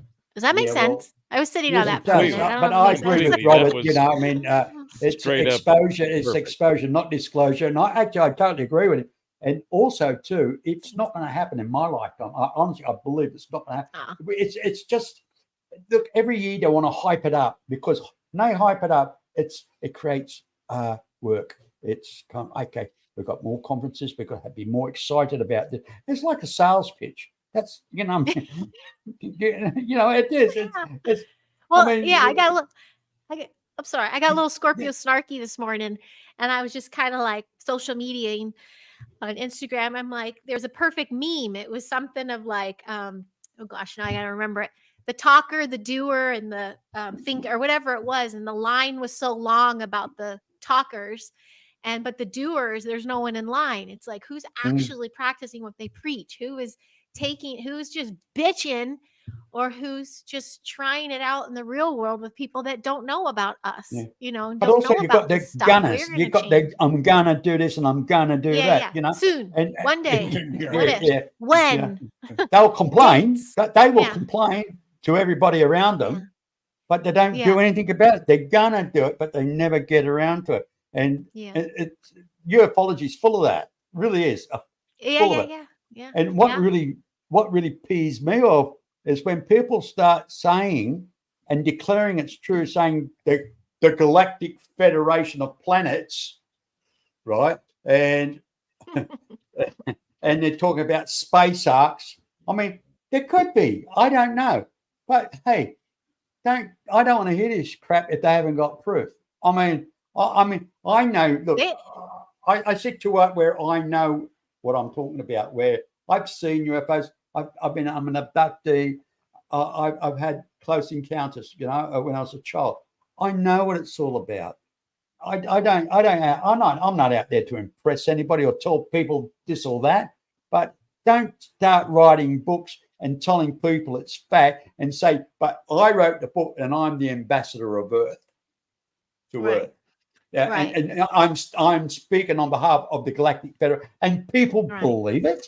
I mean, basically, what they're doing, they're feeding information to Star Trek fans, if you know what I'm saying. I mean, people are into Star Trek. They know it's a cult following. They know it. So you want to give them that story, that narrative. Oh, they're going to love it. They'll come on board just like they do with Star Trek when they go to Comic-Con, That's why this whole thing, it's like the celebrity of it, the manufactured storyline, it's all meant to put you in this class system of division of you don't have enough knowledge yet. I mean, Scientology does it, religions do it. Like you have to get there instead of just you're there and you're remembering that you're there. That's the simplicity of it. And that's why people like us get, censored. But what irks me is that some people take it on board religiously and believe it, and it's going to happen. And I'm thinking to myself, oh my God, you're like that person down the street 100 years ago with a billboard over his chest saying the end is near. I know, but you wouldn't poo-poo me. And I, at one point, was at these conferences, like, take my money, pick me, like I was there at one point. So I needed it to unlock and unlocked, and then I got unlocked again, and I met someone else who unlocked me more, and then it keeps going. That's why it's going to take a long time for this. Look, it comes down to your point. Look, I don't like talking politics or religion or anything, but it irks me because every time I see stuff like this happen, it reminds me, it's like when it's an earthquake somewhere or there's a war somewhere, all these born-again Christians saying, see, it's a sign of end times. It's a sign of end times. And they talk it. It's like they're trying to turn people to religion under fear. See, 150 years ago, they used to teach religion with fire and brimstone. Today, it's with the love of Christ. I mean, how quickly it's changed. I mean, I'm a spiritual man. Don't take me wrong. I believe in God. That's my personal choice. Religion, I've got no time for it. I have no time for religion. And I'm sorry if it offends anybody. But hey, I respect what you believe or whatever. Hey, if you want to believe in Mickey Mouse, well, that's your prerogative. You know what I mean? But I've got my beliefs, and Jim's got his belief. Robert's got his belief. Hey, but as Eric would turn around and say, what's the main power of it all? Love. It's not about it's not about what God you pray to. I mean, God might come in 10,000 different names. We're talking about the same God. I know. One more last nugget, and I'm saying that with all of them. When you just brought up even earthquakes, we had a little one yesterday, and then we had the monsoon this last week. We also had winter. But when all of a sudden people are projecting on line, and then the loosh, and then this, once people realize how freaking powerful they are as individuals, and all of that does something, you will probably start to detach from those that you put high above you. But I was trying to get people, like, I'm trying to chime in going, we're good. Or, here we got this. Yes, that happened. But, don't put all your things. Well, now the quake's coming. I'm like, well, usually kind of happens after a big dump. But there's a way to go about things. And I think the more that people tune into that frequency of love, or they tune into that frequency of your own shift, there's your UFO disclosure or whatever. But listen to the common peeps. I guess you should go. Can you see me shaking? I'm like, I have a fever. I'm sore throat. I'm like, I can't. Oh, look, stop. hey, listen, I know you've got to. I know you've got to go. We should. We hate to see you go, but we do care about your health, and the door's always open for you with us. You can take this as your second home. Anytime. Thank you. Thank you for being on. Thank you, guys. Good to see you again. We're going to play again soon. And Eric, it was such a pleasure to hear from you. Thank you for that. And you'd be wanting us to come on your show soon, don't you? The three of us. Heck yeah. We need another rounder. Yeah, finally full swing again. Yes. Bless Yeah, you. For those people that suffer from insomnia, you can have us on again. Yeah.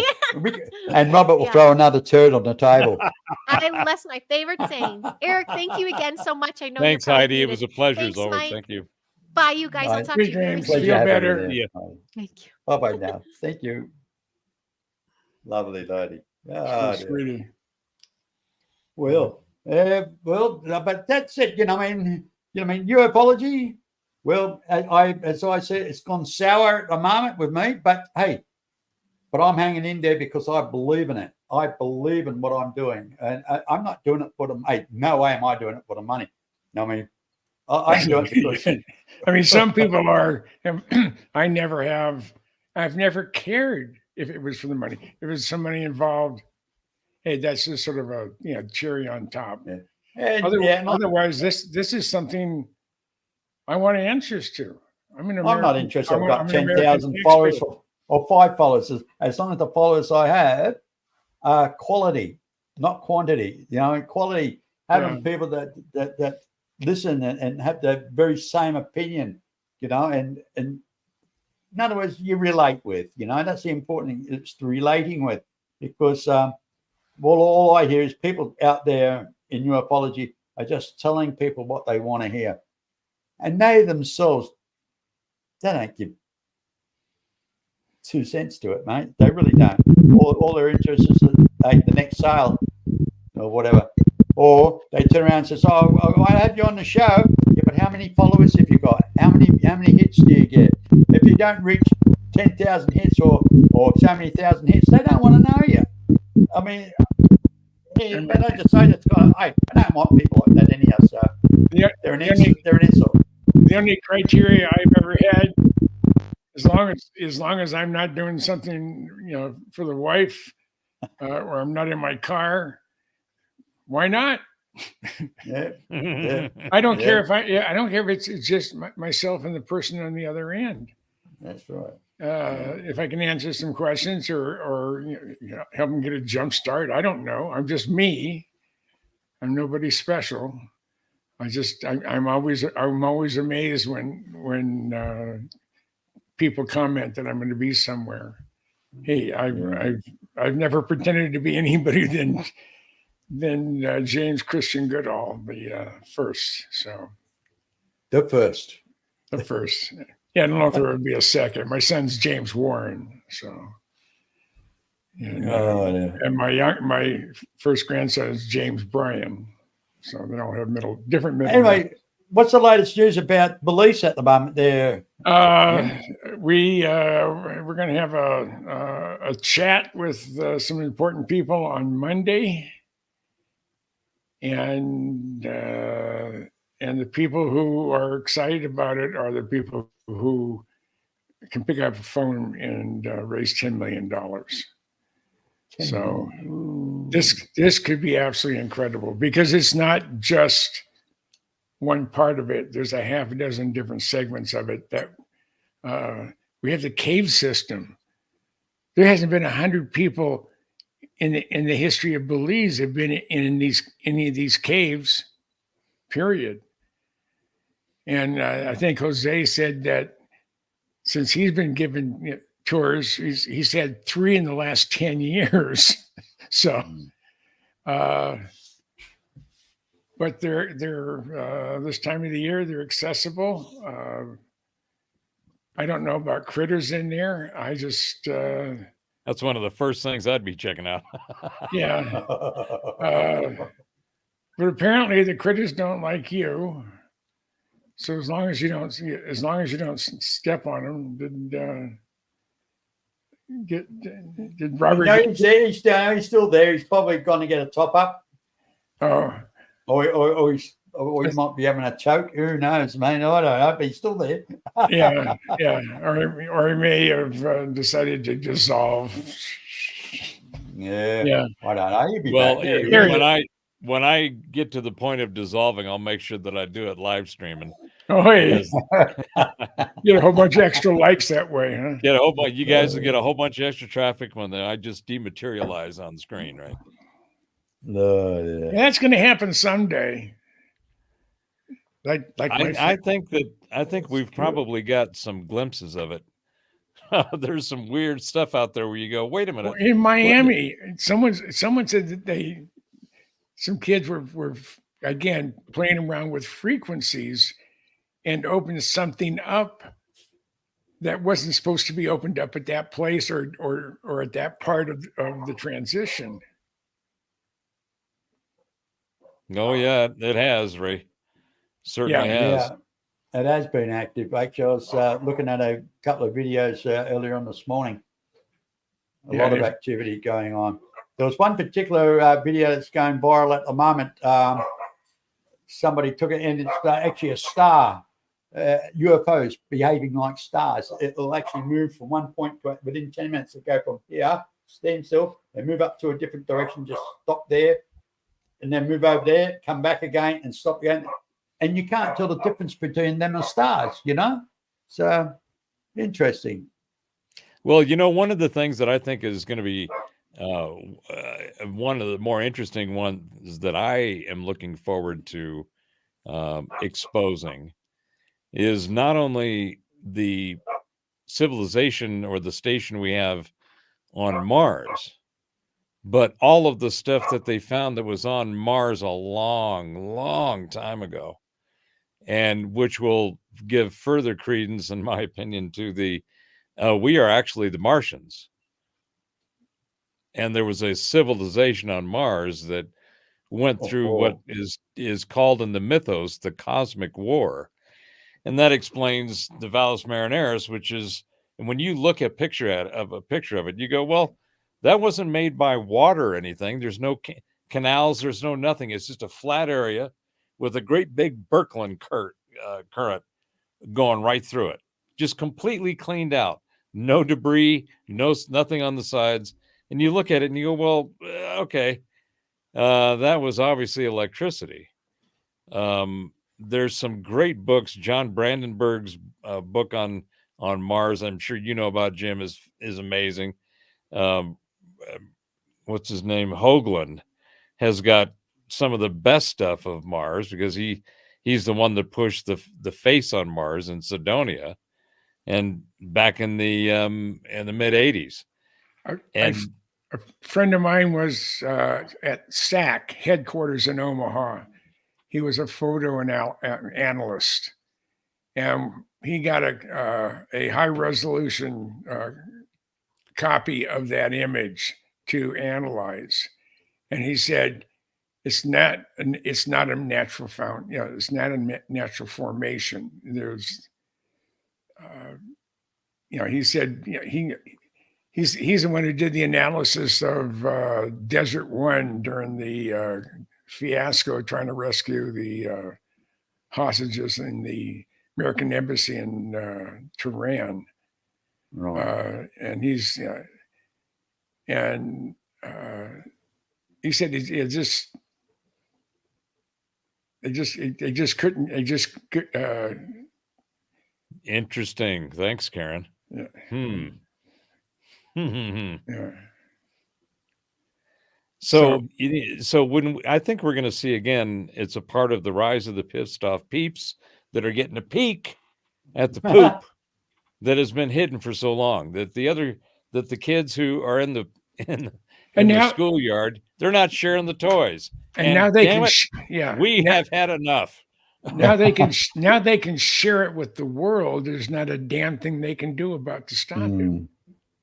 Well, that's the thing is that imagine, I mean, I always like to steel man, concepts and try to look at, different aspects from different perspectives. If you look at it from their side, it's like, well, we want to preserve ourselves as long and as well as we can. If we turn this stuff loose, it's going to wipe out everything that makes us who we are. We're going to lose all of our shit. The value of the things that we've accumulated, all of those things are going to be replaced. So it'll have to be transferred into something else. And that, I think, is where some of the most incredible opportunity is for this energy shift, this frequencies.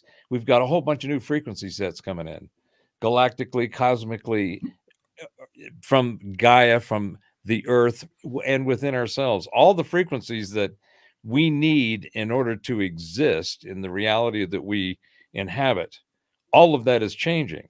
So we're seeing the decline of an energy sequence and cycle with the rise of another one. And there's a crossover. And I think we're kind of in that crossover space. So it's kind of murky and you're not sure what's going on. But if you look around and pay attention, you can see that the stuff that was really crap is starting to fade off, or at least looks like it's not going to last long. And the stuff that's going to be good looks like it's just kind of getting started. There's a positive push forward in the motion and movement of creation. And I think that's what we're about to experience. It really is. They've got these, there's all kinds of delineations. I love the fifth dimension one the most because that's used the most. You got to go to 5D from your 3D. But what do you get? You got to stop at 4 maybe, but you can maybe skip 4 and go straight to 5. But then there's a whole nother set of levels that you could potentially go to if you are aware of those. Well, they all could be true, or they could be part of the truth that's unfolding. But in reality, the bottom line truth is the bottom line truth is that there is a transformative disruption going on in the frequencies of the cosmos. And it's all across the board. It's not just the cosmic rays. It's not just our own internal. The cosmic rays are the biggest influence, but all of the individual fiefdoms under that and the frequency sets that get organized, and then they go and try to control and herd things. All of that energy is what's dissipating. It's all and oddly enough, and humorously enough, as well as sadly enough, most of it is self-inflicted. It's dying when things decompose under their own actions and their own weight, their own energy. That's organic, and that's what you want. You want the shit that doesn't work to dissolve sooner than later. And sometimes when it's at its peak, it's hard for the rest to push it out, hurt it, and push it out of the way. But as it loses energy and it becomes something that doesn't have the influence that it had when it was much larger, then it just kind of perpetuates itself into dissolving into what science refers to as entropy. It loses its energy. But I don't believe in that. I think energy just transforms.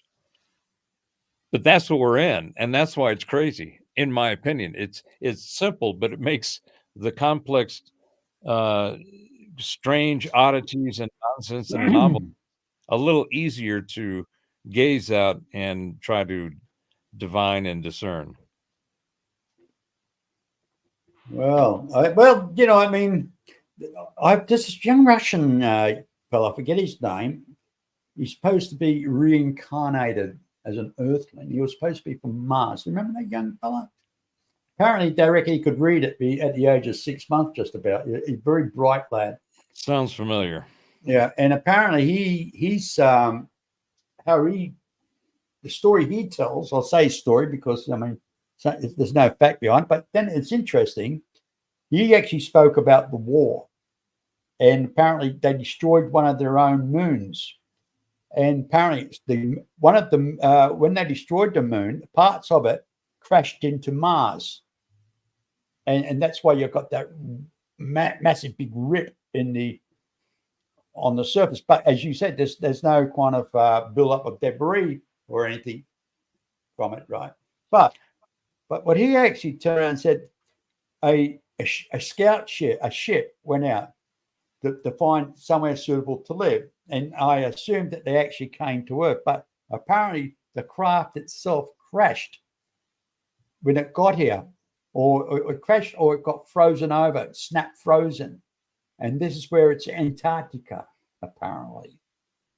This is how the story goes, right? I mean, Karen in the chat is bringing up where I was going to go, oddly enough. And that is that what's fascinating to me is when you use two different disciplines, two different knowledge things like archaeology versus biology. They use the same math, the same physics and everything to define their shit, but they're all in their own little silo. The guys over in archaeology don't know anything about biology and vice versa. So if they discover something they need biological interpretation, they go get somebody that does that. What's interesting to me is when you look at the physical, you look at the science, the stats, the data, the metrics on the solar system, we have things that we've been able to define. We got the sun, we got Mercury, Venus, Earth, Mars. We got this big chunk band of broken up shit, and then we've got Jupiter, Saturn, and on out, right? Everything before that band of broken up shit is small, totally in comparison to the ones that are on the outside of the band, right? So you go, well, what does that look like? You don't have to call it anything, but there's a certain data set there that says, looks like something happened here, because it doesn't look like it should be there. So it should be something else there, not what's there. Basically, we're looking at debris. Right? Yeah. So you take in empirical data that is in the domain of astrophysics and astronomy, and you take that data set. And in that also, before we leave that data set, in that planetary astrophysics or planetary physics there, you've got the anomalies like we're talking about with Mars. And there's a whole bunch of others. Io, there's moons. I mean, there's weird shit going on that none of the science can't really explain. It tries to give an assumption, but it can't. The things that they're seeing in the system don't match the way that they've defined the physics and the way things should work. So you understand that, go with their data set. They say, here's the planets, there's a bunch of them out here, there's a big band of broken stuff, and then all the small ones are down here, and then you got this great big old sun, right? And they all agree to that. They can't explain the asteroid belt. They can't explain the Valles Marineris. Say that 3 times. They can hypothesize, but it looks anomalous to what they hypothesize, what their answers are. So then you take that data set. Now we're moving over to the mythos. Take that information and go see if any of that is explained in the ancient texts. And Karen brought up the Sumerian tablets. I mean, the whole Anunnaki, the entire construct, and how those all of that worked is fascinating.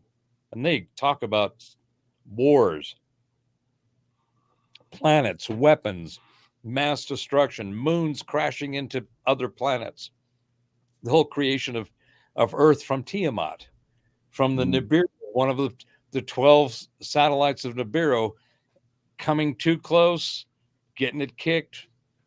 Sounds like, and Tiamat was supposed to be further out, 3 or 4 times the size, major watery planet, right in the Goldilocks zone. So tying it back to the science, right? They have all these things, right? Well, they can't explain the asteroid belt, but here's this story back in the Sumerian tablet that talks about this event that happened that could perfectly explain what we're seeing. Exactly. I mean, back in the Sumerian times, they weren't supposed to have telescopes or anything like that either, but they seem to know the solar system rather well. They had real good eyes. They weren't looking at their cell phones all day long. That's true. Well, I'm guilty of that. I'm always got my head in my cell phone. Oh, God. Well, so anyway, to me, that's part of what's going on in this big reveal. You're seeing one of the biggest problems in our science model, at least the way that it's executed and administered, is the lack of interdisciplinary exchange and knowledge. You don't have different disciplines, these knowledge silos getting together. You don't have the biologists getting together with the neuroscientists. They hang with different groups, and they don't go and share information. Well, some of it has to do with competition, because the neuroscience guys just think they're going to be able to win out over the biological guys, right? There's always that innate competition. But anyway, all of that stuff is changing, because now these interdisciplinary investigative analytical approaches to these things is being done. It's being done by citizens, by the peeps. You have citizen journalists and scientists and show hosts. B to you. Yeah. Well, I mean, that's the thing, is that I was giving you a salute. That's my point, is that there's a. I was reading at the time. Sorry. Not this one. B. Yeah. There's a transformative event going on in the access and the ubiquity of information. Yeah. And oddly enough, the tools that are scaring the shit out of people, that they purposely positioned that way, in my opinion, they're the ones that are going to actually hamper the folks that are trying to do what they want to do. And this point is case is this.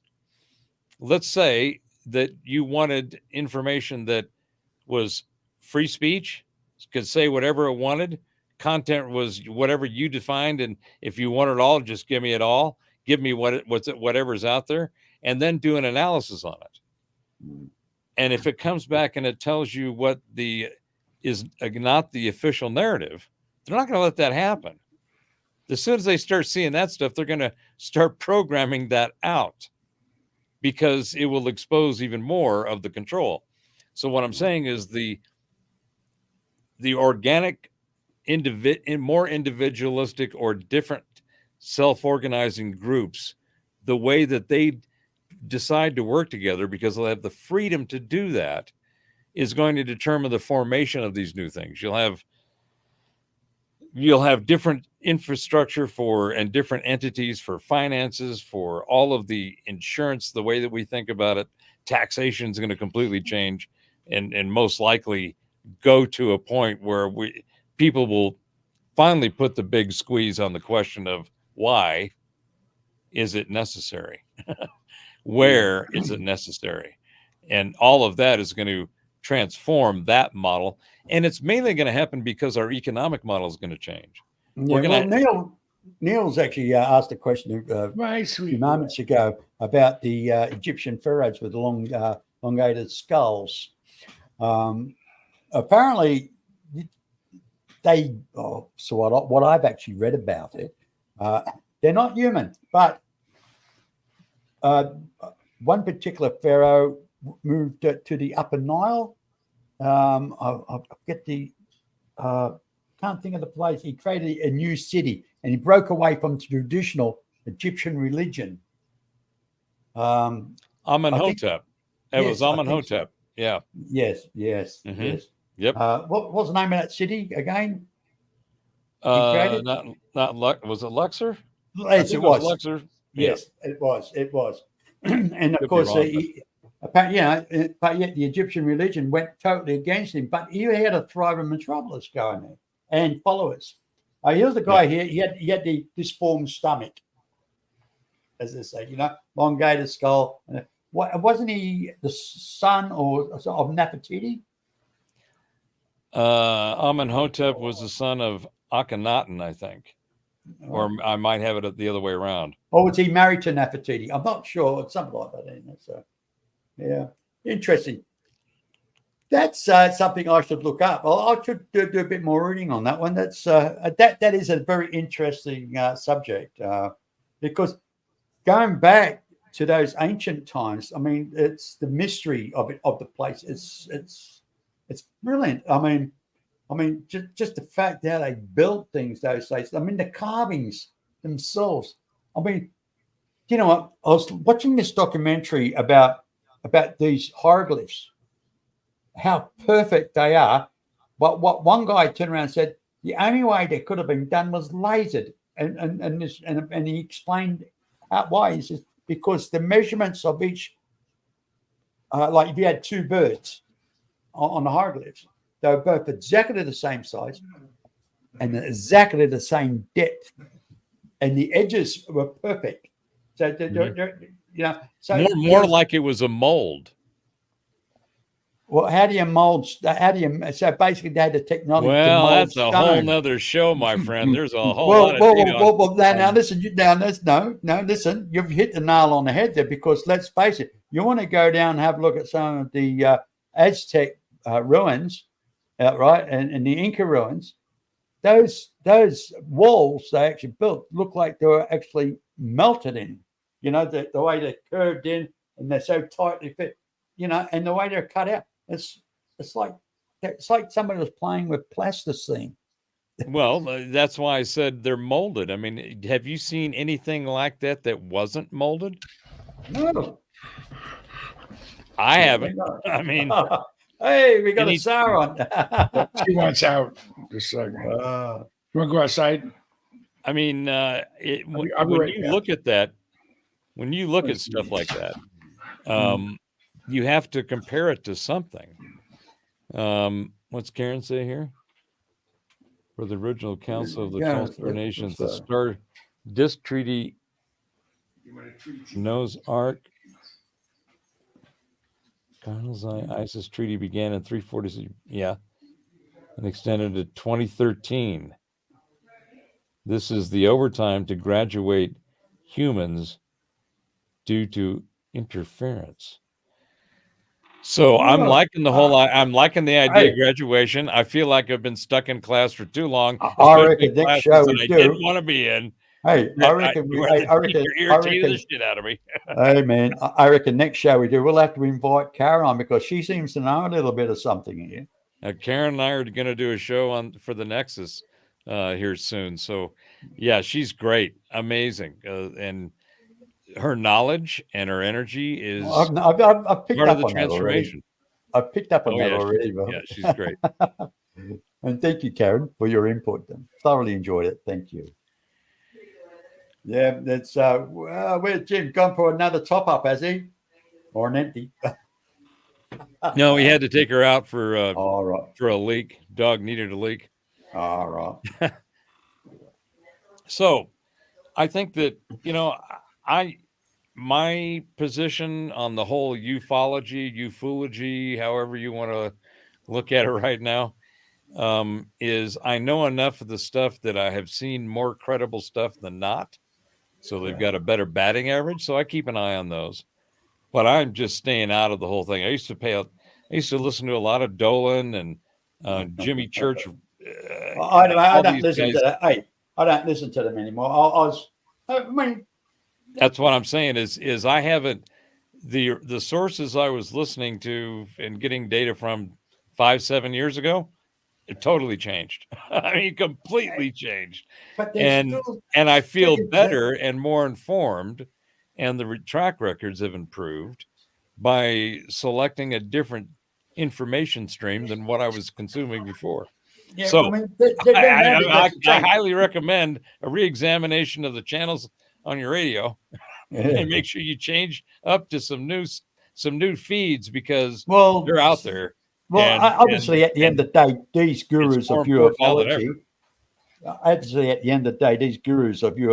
they're still playing with the same narrative, the same story in different order. That's all they're doing. I like to try different avenues and brainstorm it, and that's what's important. I mean, you're not here to agree with me. I'm not here to agree with you. But if we come to an agreement, oh, well and good. But We've got to challenge Wait a each minute, other. I thought that's what that check was for. Yeah.